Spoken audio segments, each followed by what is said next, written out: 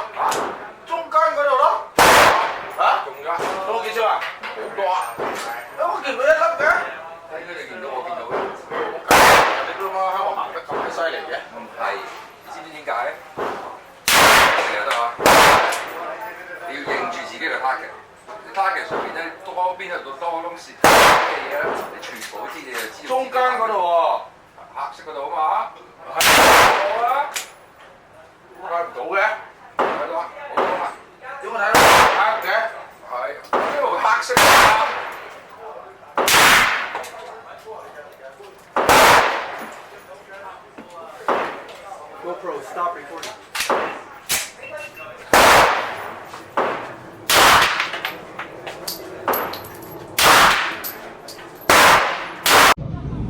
So here's 5 more rounds of that short stubby 452 252 semi-wad cutter. Let's go ahead and shoot a 3rd group to test in the Model 25 Smith & Wesson.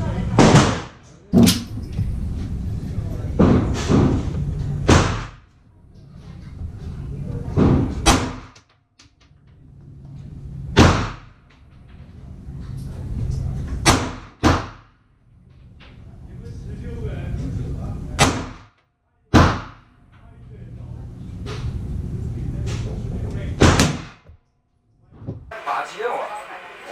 我又欠你啲錢。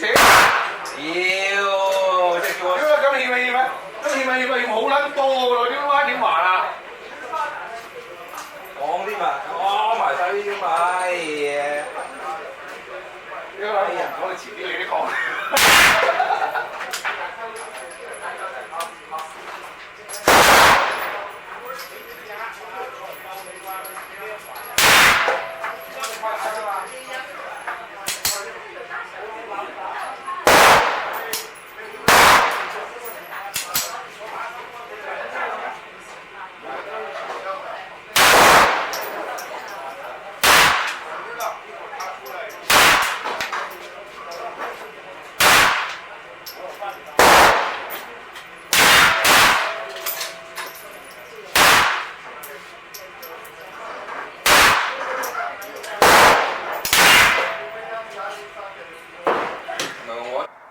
What we have here is a 2-pound can of mountain-grown Folgers coffee.